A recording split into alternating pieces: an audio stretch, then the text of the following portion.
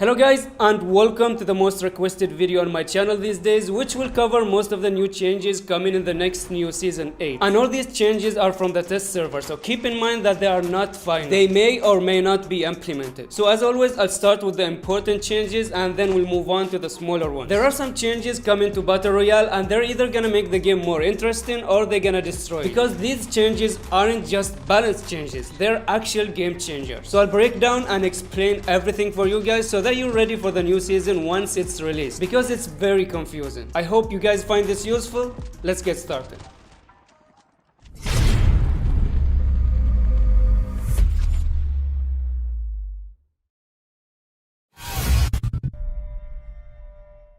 Let's start with the biggest change, which is the new health system. First thing you need to know that they removed the vest and you can't find it on the ground anymore. And instead they replaced it with a second health bar. So now we have armor health bar on the top with a total of 200 HP, and underneath that we have a basic health bar which has a total of 100 HP. So you can have a maximum of 300 HP if you're fully healed up. As for the healing up, it's different for each health bar. So for the armor health bar there are 3 different types of heals. First one is the bandage, and each bandage heals 50 HP only, and the maximum armor health you can heal with bandages is 150 HP.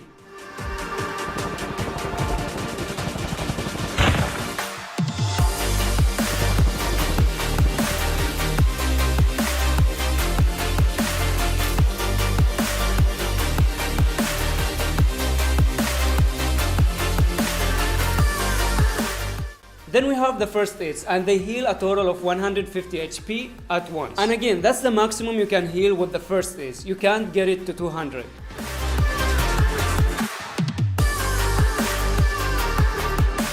The only way you can get your armor health bar to 200 is by using adrenalines, which can heal all 200 HP with 1 adrenaline only.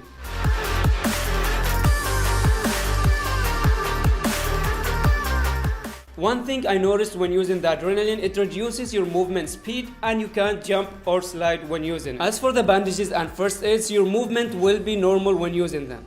So that was the armor health bar, but what about the basic health bar? Well, you can't really heal it. Instead, the basic health bar regenerates on its own after 5 seconds of not taking any damage. So in other words, it's similar to the health system in multiplayer mode. One thing worth mentioning here, when you're outside the safe zone, it will ignore the armor health bar, and instead, it damages your basic health bar directly, and it will kill you if it reaches 0 HP. The only way you can heal your basic health bar is if you have medic class. So overall, you need to pay close attention to the safe zone and make sure you're not far away.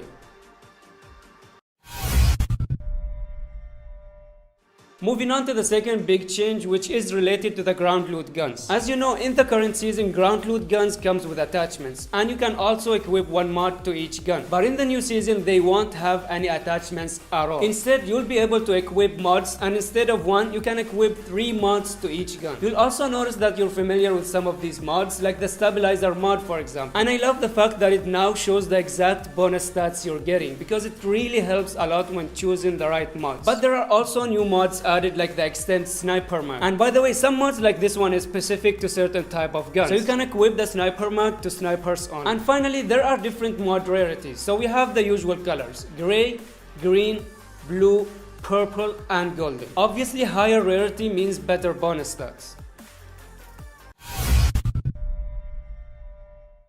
Moving on to the third change, they added a new airdrop to the game. So now we have the normal green airdrop and a new blue airdrop. So what's the difference between them? Well, the green airdrop will have almost the same normal loot. So you can get the toxic guns like the Purifier and the Tempest, plus adrenalines and legendary mods, and of course the FHJ. But the main difference is that you can't get your loadout gun from the green airdrop. The option isn't available anymore. That leads us to the blue airdrop. This airdrop will allow you to pick your gunsmith loadout, and that's the only thing you can get from it. Notice that it only has 8 loadouts available, which means only 8 players can get their loadout guns from it. And you know the crazy part I found when playing test server? I noticed that most of the games had 1 blue airdrop only. There were a few games that had 2, but most of them had 1. And I'm telling you right now, it's gonna be World War II all over again near the blue airdrops, because everyone wants to get their loadout guns, especially with the new mod system applied to the ground loot guns. Another thing worth mentioning here, they upgraded the exotic Arctic from legendary to mythic, but I believe it still has the same exact stats.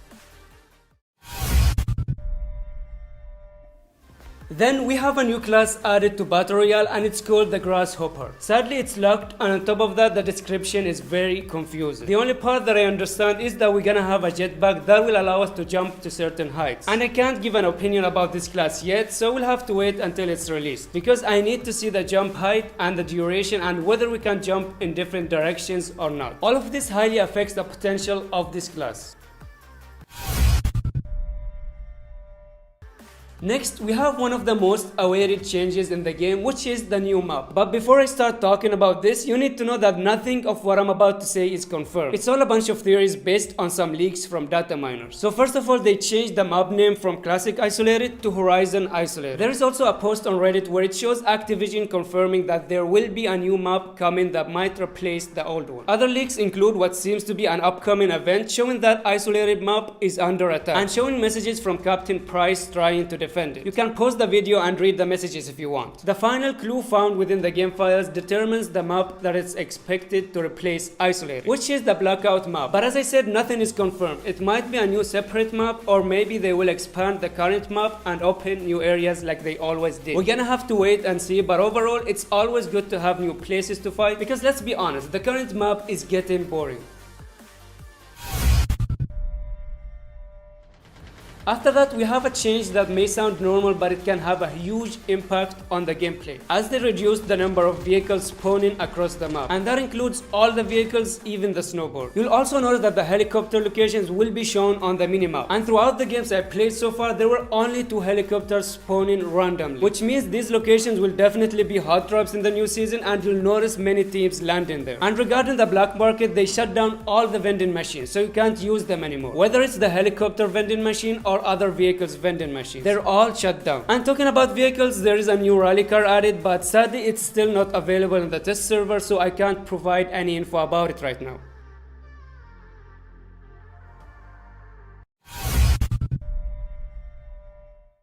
The final change that I consider to be a big change is done to the bugs. So now we have different levels of bugs, from level 1 to level 3. And the default bug you have is considered a level 1 bug, and it's the bug you spawn with. A level 1 bug has a total capacity of 4 items only. Then we have the level 2 bug, and even though in the description it says it extends the bug space to 8 slots, it's actually wrong, because it only gives 6 slots. The bug that gives 8 slots is the level 3 bug, which has the max amount of slots. And since we're talking about bugs, there are 2 small changes related to it. First one, they reduced the amount of ammo you can take from 999 to 400, and I think it makes sense, and 400 should be enough. The second change is extremely helpful. When your bag is full and you want to take something else from the ground, you will get this mini screen on the side, and you can choose which item you want to replace. This will save you time instead of opening your bag and replacing it manually.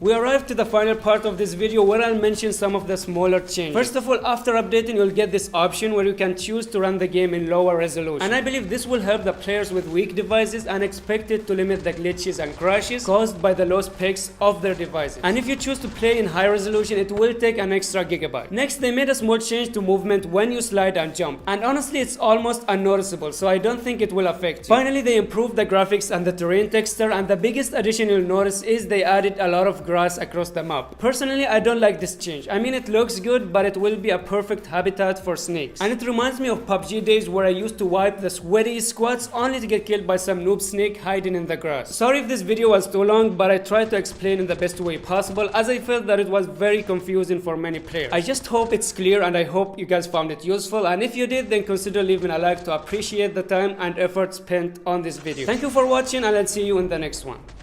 Peace.